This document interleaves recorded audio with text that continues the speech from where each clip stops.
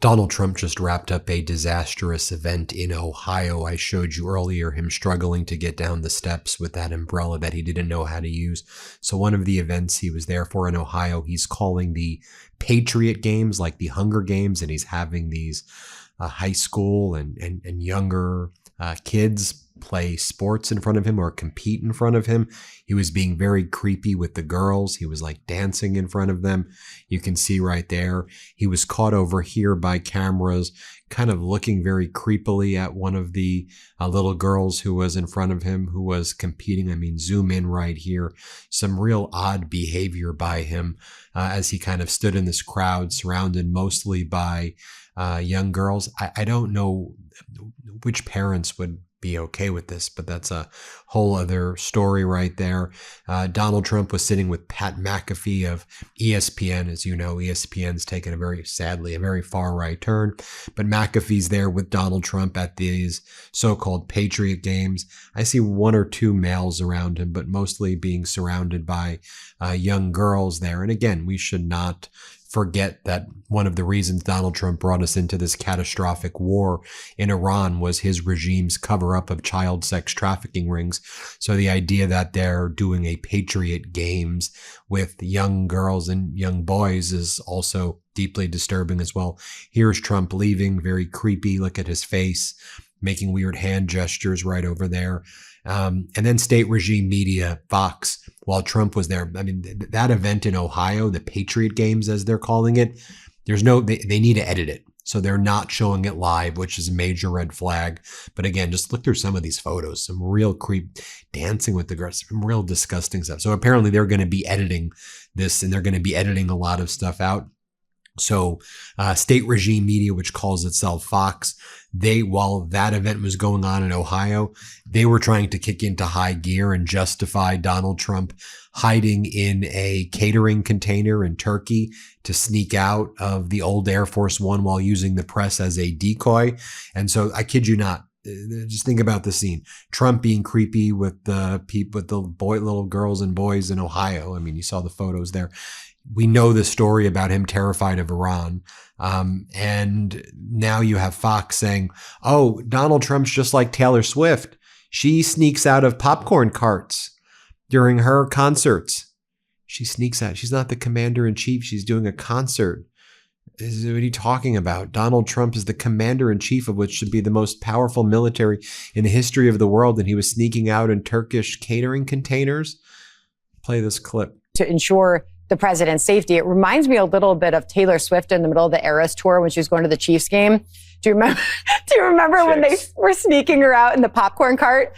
Twice. They did it again. That was real? I thought that was it. Very real. Oh, okay. Do whatever it takes to keep Taylor Swift happy. She had those Eras tour concerts.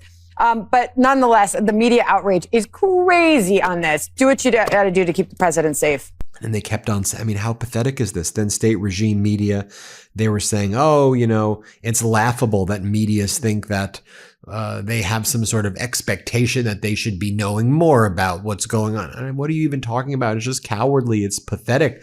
You got Donald Trump out there in this weird Ohio event, like dancing with the girls. The hell's going on there? He's posting these weird memes of himself dressed up as a 4-star general when he dodged the Vietnam draft 5 times, and he's afraid to go in old Air Force One, which has all of the military defense capabilities, like the best that exists. And so he used the press as a decoy. No, it's just cowardly and freaking pathetic. And the whole world thinks we're a bunch of losers. Remember how Donald Trump was like, oh, they're laughing at us. No, they're just like a combination of laughing and horrified at what the United States has become. Here, play this clip. It's so laughable to me that members of the media think that they have some type of expectation of, or classified expectation of knowing this, when since 1979, 1 in 6 American combat deaths have been at the hands of Iran. We've prosecuted how many attempted assassination plots in this country, including against DJT. Like the numbers speak for itself. So no, it did not just start happening because of the never-ending war in Iran right now under this president. And also there is no way that they're going to tell them. Plus, didn't you guys think visually that it looked like 2014 NFC championships, Seahawks, Packers, that sick trick play? Anyone? Where like the holder like tossed it to the one guy on the left and then he like tossed it to the rookie and they won the game. Wow. Thank God nothing happened to those reporters on that plane, though. Thank God nothing happened to our president, most importantly. But and them too, but I'm just saying. Thank God nothing. And you can see the pattern here. State regime media then brings on one of their hosts, Roberts, who's like, well, Bill Clinton did it. Bill Clinton did it. Biden did it. Da, da, da, da. No one snuck out of Air Force One in a cafeteria container truck. That didn't happen. That never happened ever in the history of the United States, especially while Donald Trump saying, Iran's begging me to surrender. You know, and by the way, you know how Donald Trump's terrified that Iran wants to kill him? Why would Iran want to do that? Trump's killing America. Trump's causing so much damage to this country. Iran's like, protect this man at all costs. Or I wouldn't even call him a man. Protect this creature. Iran's like, protect this gremlin at all costs. Here, play this clip. Air Force One in, they brought him in on a G3. We were not on the government aircraft, though. We flew on a press charter. So, I mean, you know, there's precedent for getting the president in on a different plane. So this was just a little more elaborate than that. There you go. Speaking of this freaking gremlin being creepy as hell in Ohio, here's what he was posting. A great new book by Todd Starnes, The Golden Age, How Trump Saved America. What? You think that the American people feel we're living in a golden age, you psycho? We're living in the worst time imaginable. That's why consumer confidence is at an all-time low. Objectively, things have like never been worse than they are right now. And by the way, now that I think about it, one of the early videos we made at the MeidasTouch Network, we called Creepy Trump. We were calling this stuff out in 2020. Here, play this clip. A lot of really creepy statements, actions for sure, but statements that he's made in the past that make me very uncomfortable, certainly as a mother, but as a person who breathes air. You're going up the escalator? I'm going to be dating her in 10 years. Really creepy statements. If Ivanka weren't my daughter, perhaps I'd be dating her. You know? Oh, it's so weird. Stop. You know what? You are sick. Yeah. It makes me very uncomfortable that he would look at certain other Americans the way he apparently has in the past. What does Tiffany have of Marlon? She's got Marla's legs. Creepy. I don't know whether or not she's got this part yet, but time will find. What's the favorite thing you have in common with your father? Either real estate or golf. Donald, with your daughter? Well, I was going to say sex, but I can't relate that. He's definitely not a typical father. Creepy.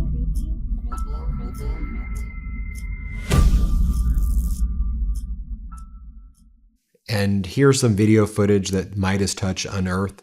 Trump telling a creepy story about hiring a teen because she was so pretty, and compares his inability to control himself around young little girls to alcoholism. Here, play this clip. My name is Juliet. I have a question. My question is, how many jets do you have and how would I apply to be flight attendants?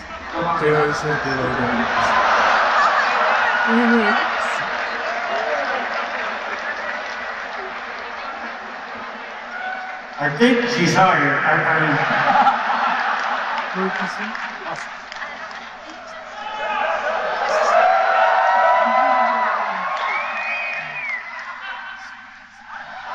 You're hired.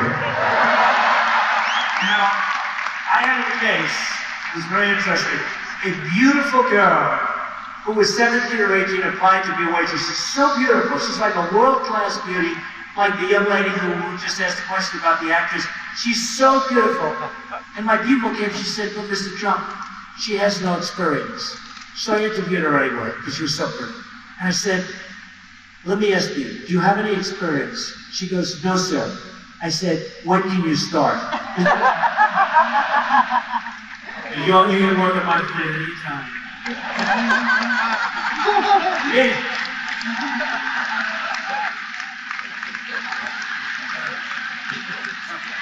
See, now, she worked at my place. That's like a death wish for me, right? That's like an alcoholic. I have many friends that are wonderful people. They're alcoholics. You put scotch in front of them. It's like, this would be my form of alcoholism. Okay, yes, ma'am. Oh, but don't listen to state regime media. They're like, yeah, things are expensive, but it's Biden's fault. It's Biden's fault. And now it's just like the media just goes after Trump. What are you even talking about here? Play this clip. Electorally, Mark, it's a smarter move than where they were 5 years ago. Instead of painting everything as black versus white, they're now in the process of painting this as top versus bottom. And I think Dave's right. I mean, the people don't look at themselves as being at the bottom, but they have shown a tendency of late to think of themselves as disadvantaged, think of themselves as entitled. Things are expensive. They were expensive during Biden, too, but we didn't have an entire massive amen chorus in the media culture reminding everybody of how expensive everything is. And now we do. And so it's an opportunity to blame Trump for it, blame Republicans for it, and an opportunity that they'll try to take, it will also fail, for Democrats to come in and say, I'm going to make things more affordable. Right here in Texas, James Tallarico at this, New American Dream dog and pony show the other day talked about a business crushing higher minimum wage, having everybody pay other people's medical debt and other objectively disastrous things. Democrats do not have the policies to make things more affordable. Then state regime media realizes how pathetic this all is.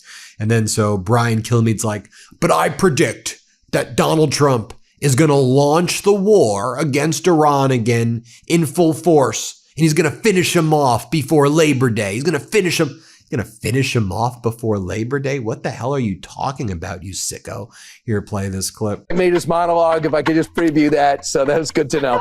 Wow. So just my point is this. I think we're going to end up in a kinetic war to finish this thing off before Labor Day because the Iranians need to understand who the superpower is. You want to switcheroo on the topic. Then you have Greg Gutfeld being racist. Let's play it. Very simple question for reporters to ask Muslim leaders that they never, ever ask. Do you believe Islam is compatible with the West?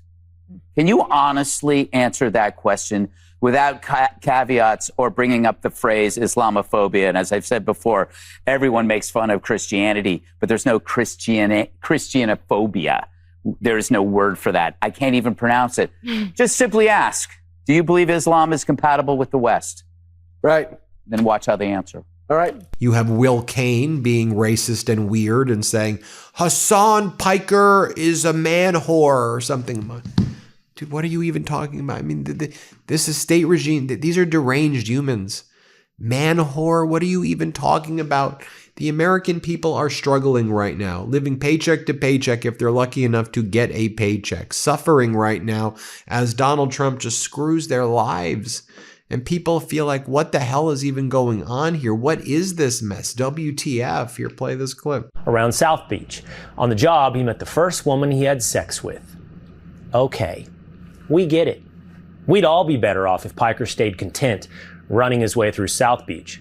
But the image of the man whore had to be run through Pravda in order to keep up with his newfound fame. So now we get this from Rolling Stone. When people would ask, what do you want to be? I'd always say, I want to go to college in America. It's actually the most common attitude around the planet. People love the culture and the promise of America, but they effing hate the government. Unfortunately, academia isn't returning the same love for Piker. Something Fox Digital's David Marcus has pointed out. After the University of Washington asked him... By the way, you can see why we called the book WTF America. Pre-order your copy of WTF America now, but it's like, when I look at this, it's all WTF while Donald Trump is doing all of that. I mean, you have the IRGC spokesperson wagging his finger at Donald Trump. If threats against Iran occur again, hundreds of thousands of miles of energy transmission lines, thousands of power plants, all American and non-American systems, and even global infrastructure connected to the internet would be at risk. Iran's general, Mohammad Nakhdeh, we produce ballistic missiles at a rate exceeding the rate at which they are fired. In the field of drones as well, our production capacity is far greater than the rate at which they are deployed. I mean, Iran's foreign ministry spokesperson, is out there calling out Donald Trump. I mean, truthfully, I've never seen the United States look weaker than it looks right now under this despicable Trump regime. And that's where we're at. Let me know what you think. Hit subscribe. Let's get to 7 million subscribers. Thanks for watching, everybody. Breaking news right now. My brothers and I wrote a book. It's called WTF America. And well, doesn't that just say it all? It comes out officially this October, but you can pre-order your copy today. Just scan the QR code or click the link in the description below.